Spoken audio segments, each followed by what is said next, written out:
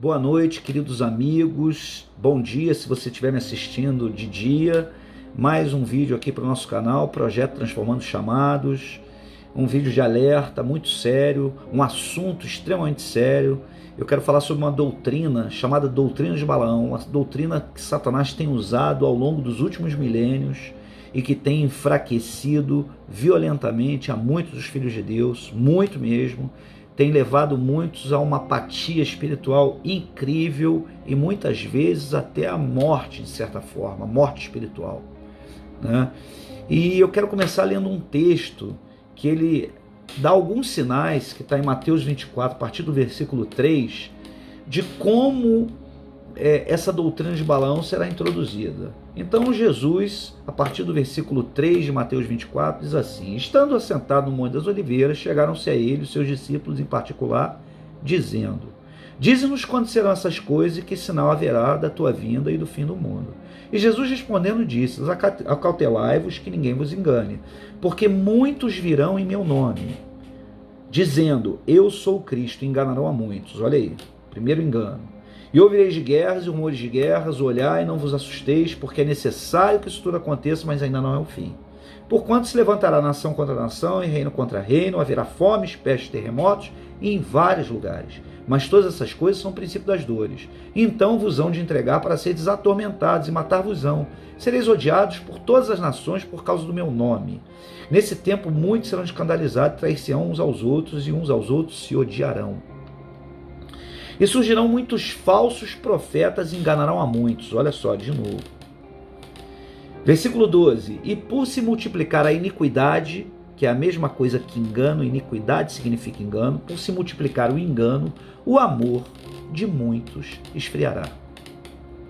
Irmãos, o engano produz o esfriamento do amor. Por quê? Versículo 5, o que Jesus fala? Porque muitos virão em meu nome dizendo: eu sou o Cristo, e enganarão a muitos. Ou seja, muitos falsos cristos conseguirão enganar a muitos. E quando você é enganado por um falso Cristo, você é conduzido para longe do Cristo. E o amor só está em Cristo Jesus. No falso Cristo não há amor. O amor se perde.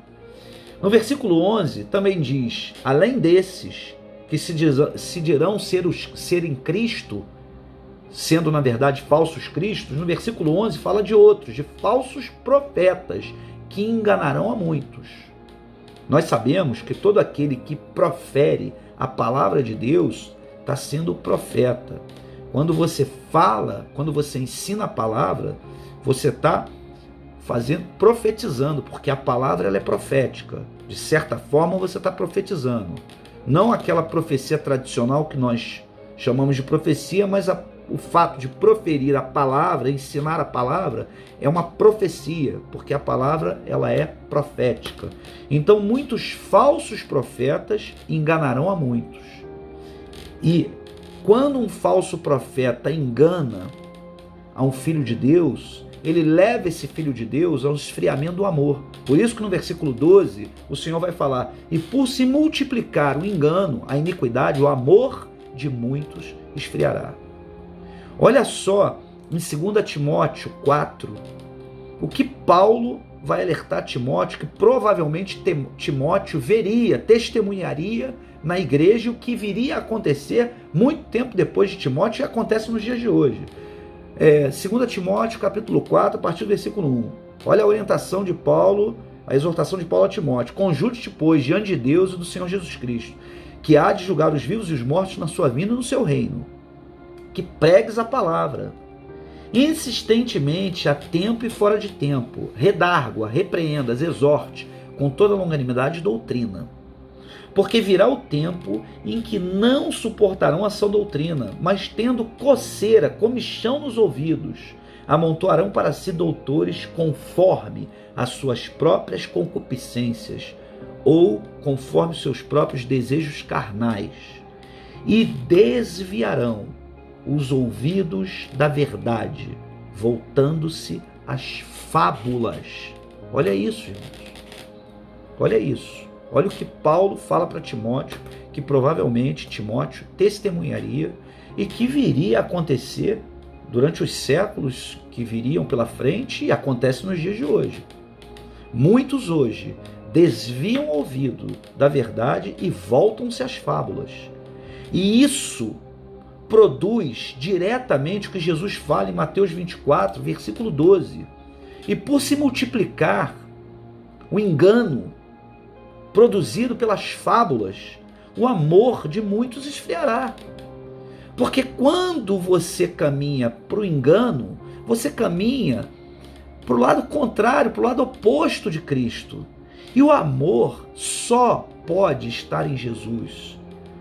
Lembra que a palavra diz que Deus é amor? Então, o amor verdadeiro, a essência do amor, só em Cristo Jesus pode ser encontrado. Portanto, toda vez que eu caminho na direção do engano, eu caminho para longe desse amor. E esse amor, então, que uma vez estava me contagiando, tomando conta de mim, começa a se esfriar, porque eu estou caminhando agora em direção ao engano. E o que isso tem a ver com a doutrina de Balaão? Agora a gente vai entender melhor a doutrina de Balaão. Balaão foi um cara que viveu, você vai ver a história de Balaão com o rei Balaque, que era um rei de Moabe, do capítulo 22 ao capítulo 25 de Números. Balaque, se sentindo muito ameaçado pelo povo de Israel, né, conhecedor das histórias, dos feitos do Deus de Israel, ele contrata Balaão, que era um profeta, para amaldiçoar Israel.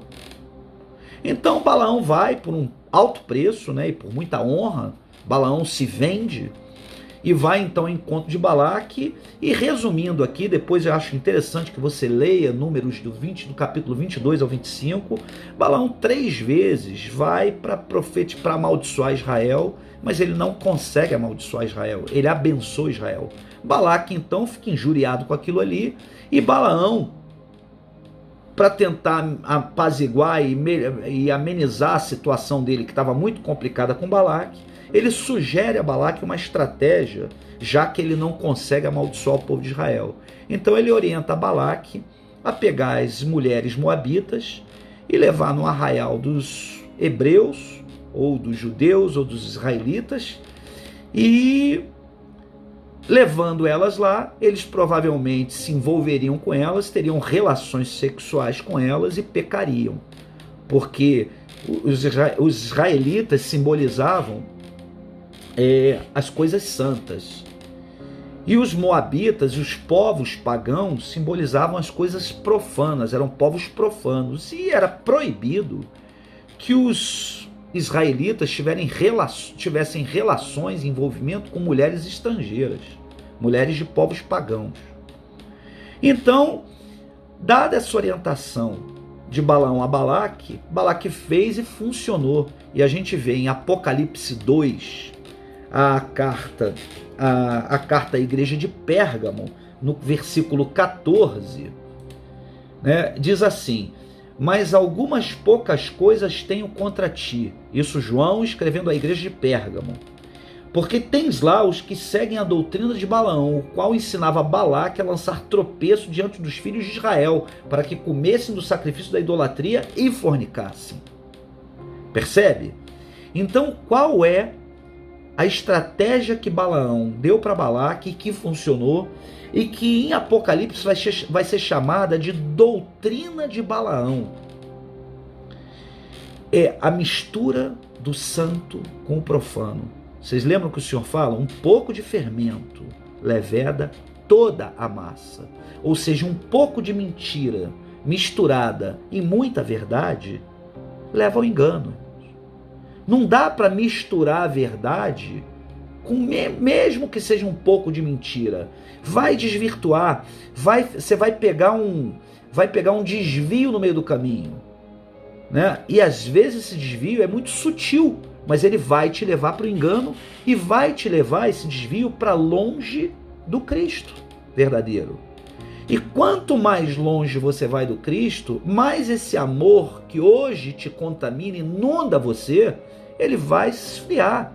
Porque não tem como você manter um verdadeiro amor incendiando você longe do Cristo. É impossível.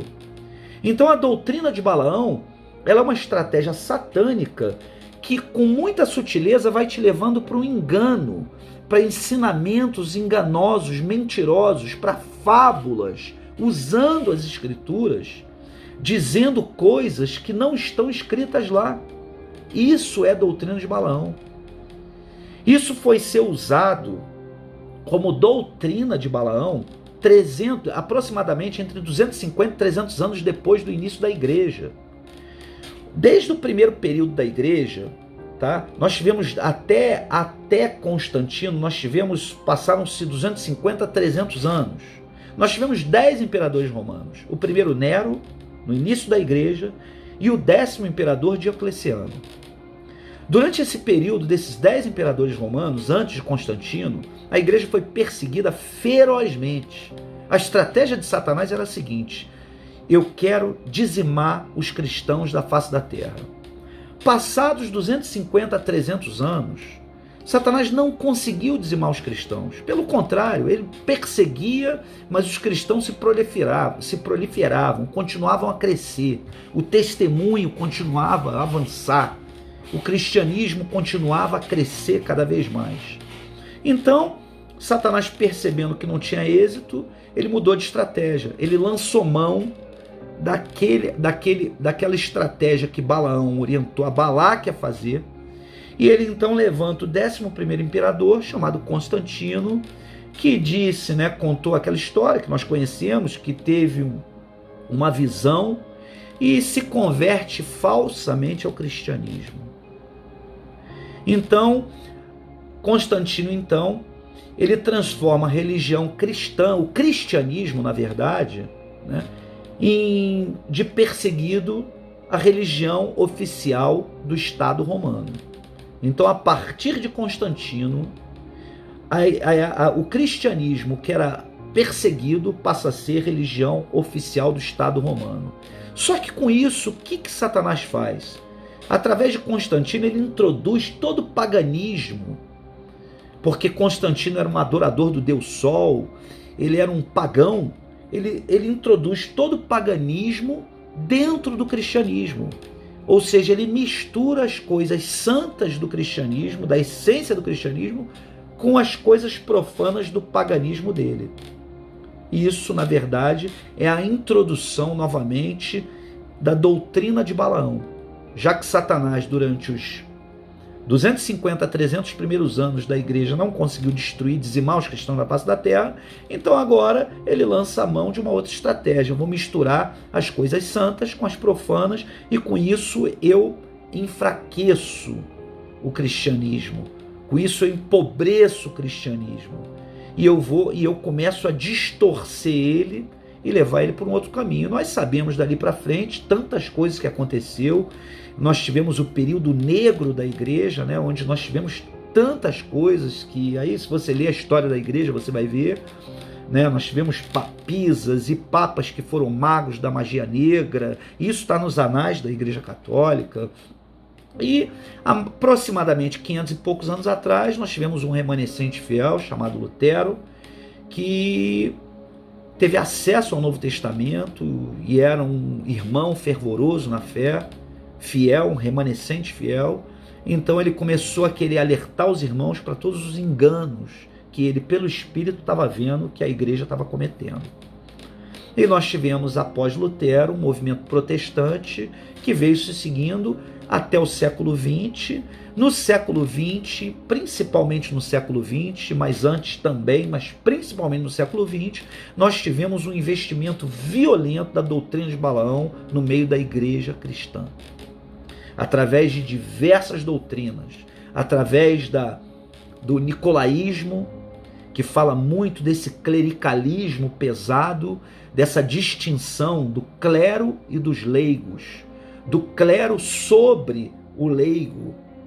Isso que o Senhor vai falar também, a primeira carta às 7 igrejas da Ásia, Éfeso, o Senhor dá testemunho de que Éfeso aborrecia a obra dos nicolaítas, as quais ele também aborrece, o Senhor. Então a gente vai ver também ali essa teologia da prosperidade sendo introduzida e tantas outras coisas, tantas outras doutrinas de Balaão sendo introduzidas no meio da igreja, enfraquecendo o cristianismo, transformando o cristianismo numa religião rala, superficial, e o cristão que nós vemos no dia de hoje, em grande parte um cristão raso, que não conhece nada das Escrituras, que é levado facilmente por qualquer vento de doutrina trazido por homens fraudulentos, como fala em Éfeso capítulo 4, na carta aos Efésios no capítulo 4, perto do final do capítulo 4, homens que são levados por doutrinas enganosas, por doutrinas satânicas, doutrinas de demônios, como fala também em 1 Timóteo, capítulo 4.